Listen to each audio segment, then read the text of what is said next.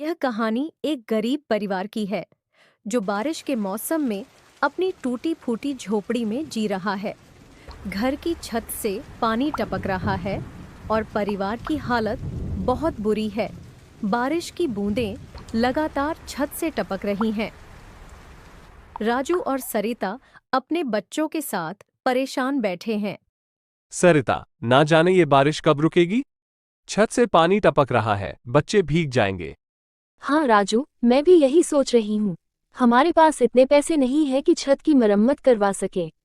माँ, मेरा बिस्तर भीग गया है, मैं कहाँ सोऊंगी? पापा, हमें किसी तरह इस घर की मरम्मत करनी होगी। ये पानी हमें बीमार कर देगा। बाहर बारिश तेज हो रही है। झोपड़ी के बाहर कीचड़ और पानी भर गया है। राजू घर के बाहर खड़ा होकर सोच रहा है। भगवान, अब और कितना सहना पड़ेगा। हमारे पास खाने को भी कुछ नहीं बचा है। बच्चों की पढ़ाई भी ठप हो गई है। राज की आंखों में आंसू भर आते हैं। वह सोचता है कि अब उसे क्या करना चाहिए। रात हो चुकी है और बारिश रुकने का नाम नहीं ले रही। पूरा परिवार एक कोने में सिमटा हुआ है ताकि भीगने से बच सके। हमें किसी से मदद मांगनी चाहिए, शायद कोई हमारे लिए कुछ कर सके। हाँ सरिता, तुम सही कह रही हो। सुबह होते ही मैं गांव के मुखिया से बात करने जाऊंगा।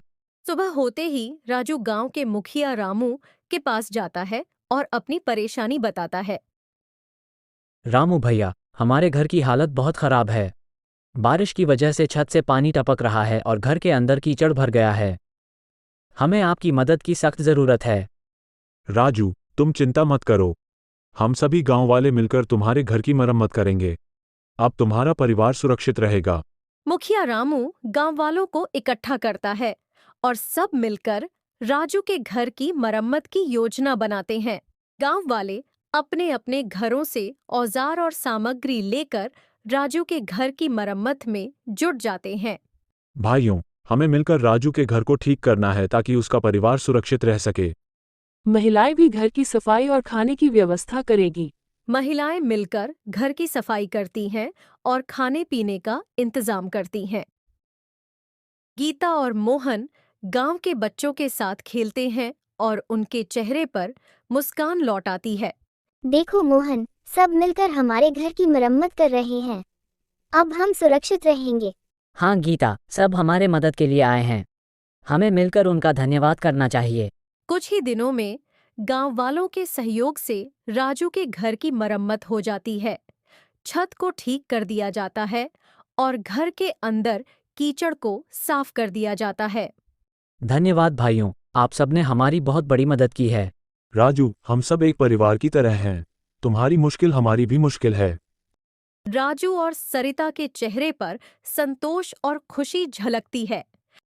गांव वाले मिलकर इस मौके पर एक छोटे से उत्सव का आयोजन करते हैं। आज हम सबने मिलकर एक परिवार की मदद की है।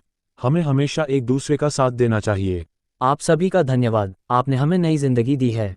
इस तरह गांव वाले राजू के परिवार के साथ मिलकर उत्सव मनाते हैं और सबके चेहरे पर खुशी और संतोष का भाव होता है।